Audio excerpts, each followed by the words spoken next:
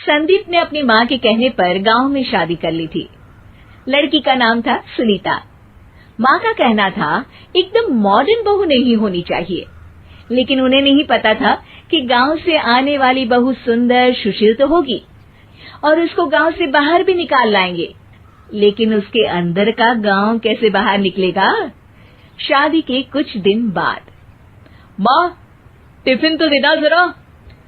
बेटा अब तो स्कूल नहीं ऑफिस जाता है, माँ से नहीं अपनी बीवी से टिफिन मांगा कर। ओके माँ। सुनीता टिफिन ले आओ। एक लो टिफिन, इसके अंदर पिस्ता डाल दिया है। पिस्ता? पिस्ता क्यों? सास जी ने बोला था ना कि आपको पिस्ता बहुत पसंद है। ओहो, मैंने पिस्ता नहीं पास्ता बोला था, पास्ता। पास्ता? कहीं होता है पास्ता? अरे बेटी तू रहने दे, मैं बना दूंगी। अच्छा किया कि पाव भाजी बनाने का नहीं बोला, वरना किसी के पाव बना देती है। सुनीता को बुरा लगता है, लेकिन उसकी नादान हरकतें कम नहीं होती। ऐसे ही एक दिन, अरे तुमने ये क्या लगाया है?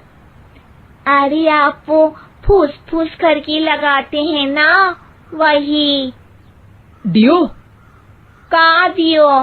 किसको दियो? अरे वही ना जिससे खुशबू आती है। हाँ सही पकड़े हैं। अच्छा लेकर तो आना। कौन सा डियो लगाया तुमने? अभी लेकर आते हैं जी। संदीप की बात मानकर सुनीता अंदर से खुशबू वाला फुसफुस लेकर आती है। ओएमजी! ओएमजी मतलब ओ माय गणेश ना। अरे ओएमजी छोड़ो, और ये खुशबू वाला फुसफुस की बात कर रही थी तुम? हाँ इसी की, फिर से सही पकड़े हैं। अरे देवी, लेकिन आप सही नहीं पकड़े हैं, ये डियो नहीं है। डियो नहीं है तो क्या लियो है? अरे ये रूम फ्रेशनर है, जिसको कमरे में छिड़कते हैं, खुद पर नहीं। कोई बात नहीं, माँ कहती थी आत्मा किराएदार है, शरीर एक किराए का कर्म। हम शरीर पे ये डाल लिए तो क्या फर्क पड़ जाएगा। अरे बहू, ओ बहू, मेरे लिए फल तो ले आ, फिर मैं बाजार जाऊंगी। सुनीता अपनी सास के लिए फल लेकर आती है। अरे बेटा, पपीता, तरबूज और सेब फल ऐसे कैसे खा लूं? काट कर तो ले आ। माँ जी, मेरे गांव में तो खेत से उठा के सीधा खा लेते हैं। अरे ये तेरा गांव नहीं है ना। अरे संदीप, तू ही कुछ समझा देना इसको बेटा। मैं कैसे समझाऊं माँ, ये तो माइक्रोवेव को भी भट्टी बोलती है। कल मैंने बोला हाय कैसी हो, तो बोलती है किसी को हाय नहीं लगानी चाहिए। अरे सुनीता, तेरा क्या होगा?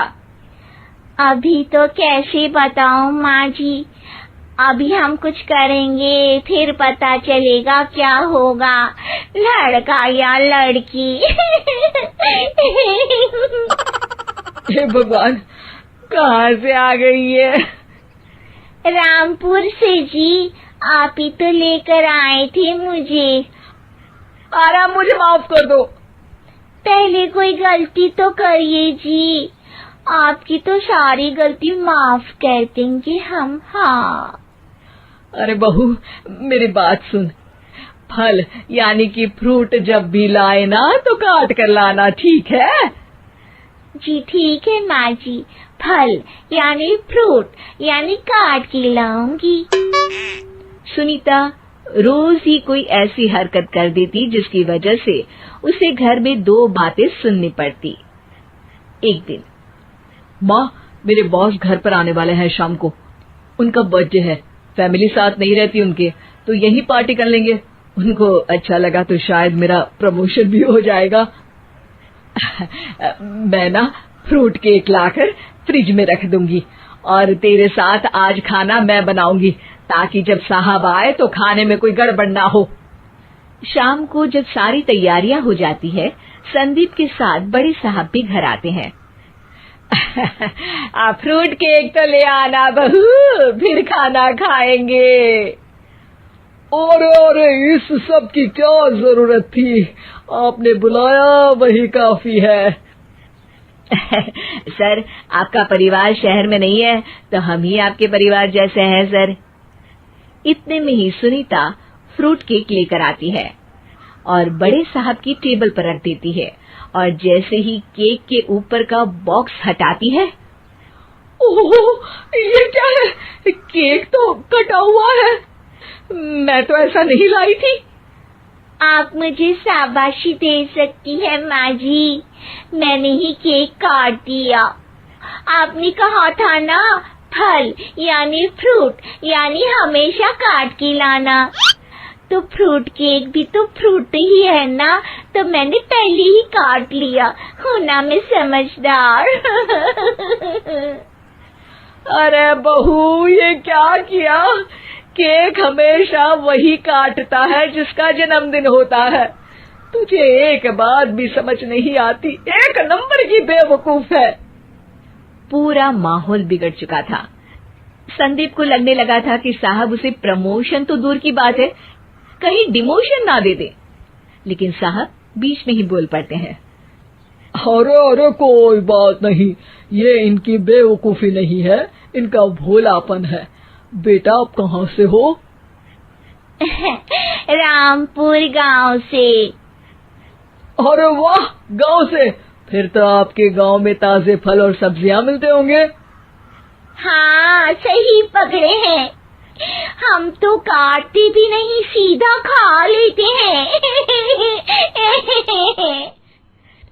मैं ना एक बार तुम्हारे गांव घूमने जरूर चलूंगा। क्यों संदीप, ले चलोगे ना? मुझे गांव घूमना बहुत पसंद है। बस फिर क्या था, संदीप और सास दोनों खुश हो गए, क्योंकि साहब को सुनीता ने गांव की बात करके खुश कर दिया था। अब संदीप का प्रमोशन पक्का था। शिक्षा, कभी भी किसी भी गलती पर घबराना नहीं चाहिए। हो सकता है कि उस गलती की वजह से आगे बड़ा फायदा हो जाए।